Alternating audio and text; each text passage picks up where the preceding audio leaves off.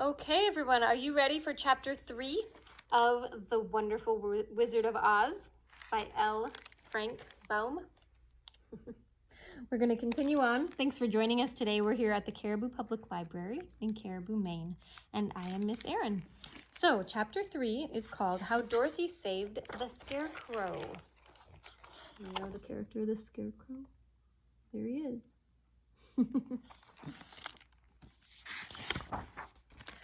When Dorothy was left alone, she began to feel hungry. So she went to the cupboard and cut herself some bread, which she spread with butter. She gave some to Toto, and taking a pail from the shelf, she carried it down to the little brook and filled it with clear, sparkling water. Toto ran over to the trees and began to bark at the bird sitting there. Dorothy went to get him and saw such delicious fruit hanging from the branches that she gathered some of it, finding it just what she wanted to help out her breakfast. Then she went back to the house, and having helped herself and Toto to a good drink of the cool, clear water, she set about making ready for the journey to the City of Emeralds. Dorothy had only one other dress, but that happened to be clean and was hanging on a peg beside her bed. It was gingham with checks of white and blue, and although the blue was somewhat faded with many washings, it was still a pretty frock. The girl washed herself carefully, dressed herself in the clean gingham, and tied her pink sunbonnet on her head. She took a little basket and filled it with bread from the cupboard, laying a white cloth over the top. Then she looked down at her feet and noticed how old and worn her shoes were. "They surely will never do for a long journey, Toto," she said.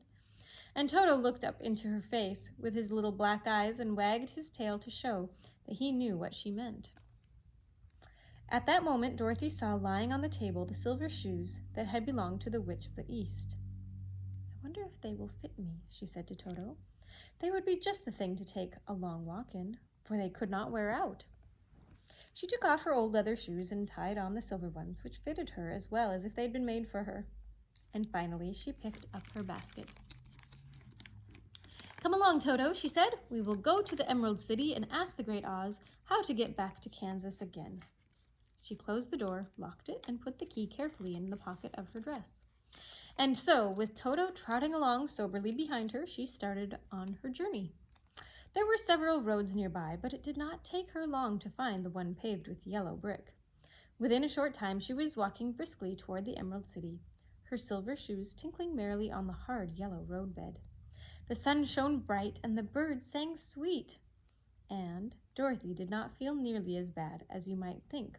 A little girl who had been suddenly whisked away from her own country and set down in the midst of a strange land. She was surprised, as she walked along, to see how pretty the country was about her. There were neat fences at the sides of the road painted a dainty blue color, and beyond them were fields of grain and vegetables in abundance. Evidently, the Munchkins were good farmers and able to raise large crops. Once in a while, she would pass a house, and the people came out to look at her and bowed low as she went by. For everyone she knew had been the means, everyone knew that she had been the means of destroying this wicked witch and setting them free from bondage. So they were all very friendly, right? The houses of the Munchkins were odd-looking dwellings, for each was round with a big dome for a roof. All were painted blue, for in this country of the East, blue was the favorite color. Toward evening, when Dorothy was tired with her long walk and began to wonder where she should pass the night, she came to a house rather large than the rest. On the green lawn before it, many men and women were dancing. 5 little fiddlers played as loudly as possible, and the people were laughing and singing, while a big table nearby was loaded with delicious fruits and nuts, pies and cakes, and many other good things to eat. The people greeted Dorothy kindly and invited her to supper and to pass the night with them, for this was the home of one of the richest Munchkins in the land, and his friends were gathered with him to celebrate their freedom from the bondage of the Wicked Witch. Dorothy ate a hearty supper and was waited upon by the rich Munchkin himself, whose name was Bock. Then she sat down upon a settee and watched the people dance.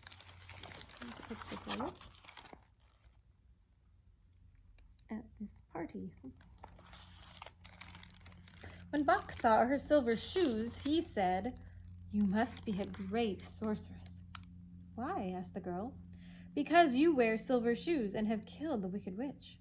Besides, you have white in your frock, and only witches and sorceresses wear white. Did she know that? But my dress is blue and white checked, said Dorothy, smoothing out the wrinkles on it. It is kind of you to wear that, said Buck. Blue is the color of the Munchkins, and white is the witch color, so we know you are a friendly witch. Dorothy did not know what to say to this, for all the people seemed to think her a witch, and she knew very well that she was only an ordinary little girl who had come by the chance of a cyclone into a strange land. When she had tired watching the dancing, Buck led her into the house, where he gave her a room with a pretty bed in it. The sheets were made of blue cloth, and Dorothy slept soundly in them until morning, when Toto curled up on the blue rug beside her. She ate a hearty breakfast and watched a wee Munchkin baby who played with Toto and pulled his tail and crowed and laughed in a way that greatly amused Dorothy. Toto was a fine curiosity to all the people, for they had never seen a dog before. How far is it to the Emerald City? The girl asked. I do not know, answered Buck gravely, for I have never been there. It is better for people to keep away from Oz, unless they have business with him. But it is a long way to the Emerald City, and it will take you many days. The country here is rich and pleasant, but you must pass through rough and dangerous places before you reach the end of your journey. This worried Dorothy a little, but she knew that only the great Oz could help her get back to Kansas again, so she bravely resolved not to turn back. She bade her friends goodbye and again started along the road of yellow brick. When she had gone several miles, she thought she would stop to rest, and so climbed to the top of the fence beside the road and sat down. There was a great cornfield beyond the fence, and not far away she saw a scarecrow placed high on a pole to keep the birds from the ripe corn. Dorothy leaned her chin upon her hand and gazed thoughtfully at the scarecrow. Its head was a small sack stuffed with straw, its eyes, nose, and mouth painted on to represent a face. An old pointed blue hat that had belonged to some Munchkin was perched on his head, and the rest of the figure was a blue suit of clothes, worn and faded, which had also been stuffed with straw. On the feet were some old boots with blue tops, such as every man wore in this country, and the figure was raised above the stalks of corn by means of the pole stuck up its back. While Dorothy was looking earnestly into the strange painted face of the scarecrow, she was surprised. Oh, here she is gazing at the scarecrow. She was surprised to see one of the eyes slowly wink at her. She thought she must have been mistaken at first, for none of the scarecrows in Kansas ever wink. But presently the figure nodded its head to her in a friendly way. Then she climbed down from the fence and walked up to it, while Toto ran around the pole and barked. Good day, said the scarecrow in a rather husky voice. Did you speak? Asked the girl in wonder. Certainly, answered the scarecrow. How do you do? I'm pretty well, thank you, said Dorothy politely. How do you do?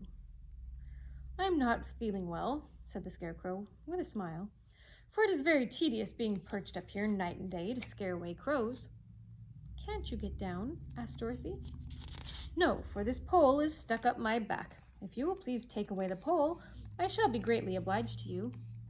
Dorothy reached out both arms and lifted the figure off the pole. For being stuffed with straw, it was quite light. It was quite light. Thank you very much, said the scarecrow. Then he had been set down on the ground. I feel like a new man. Dorothy was puzzled at this, for it sounded strange to hear a stuffed man speak and to see him bow and walk along beside her. Who are you? Asked the scarecrow when he had stretched himself and yawned. Where are you going? My name is Dorothy, said the girl, and I'm going to the Emerald City to ask the great Oz to send me back to Kansas. Where is the Emerald City? He inquired, and who is Oz? Why, don't you know? She returned in surprise. No, indeed. I don't know anything. You see, I am stuffed, so I have no brains at all, he answered sadly. Oh, said Dorothy, I'm awfully sorry for you. Do you think, he asked, if I go to the Emerald City with you, that the great Oz would give me some brains? I cannot tell, she returned, But you may come with me if you'd like. If Oz will not give you any brains, you will be no worse off than you are now. That's true. There they are as they talk. That is true, said the Scarecrow. You see, he continued confidently, I don't mind my legs and arms and body being stuffed, because I cannot get hurt. If anyone treads on my toes or sticks a pin into me, it doesn't matter, for I can't feel it. But I do not want people to call me a fool, and if my head stays stuffed with straw instead of with brains, as yours is, how am I ever to know anything? I understand how you feel, said the little girl, who was truly sorry for him. If you will come with me, I'll ask Oz to do all he can for you. Thank you, he said gratefully. They walked back to the road. Dorothy helped him over the fence, and they started along the path of yellow brick for the Emerald City. Toto did not like this addition to the party at first. He smelled around the stuffed man as if he suspected that there might be a nest of rats in the straw, and he often growled in an unfriendly way at the Scarecrow. Don't mind Toto, said Dorothy to her new friend. He never bites. Oh, I'm not afraid, replied the Scarecrow. He can't hurt the straw. Do let me carry that basket for you. I shall not mind it, for I can't get tired. I'll tell you a secret, he continued as he walked along. There's only one thing in the world that I am afraid of. What is that? Asked Dorothy. The munchkin farmer who made you? No, answered the Scarecrow. It's a lighted match. Fire, huh? That could do some damage to a Scarecrow. That's the end of chapter 3.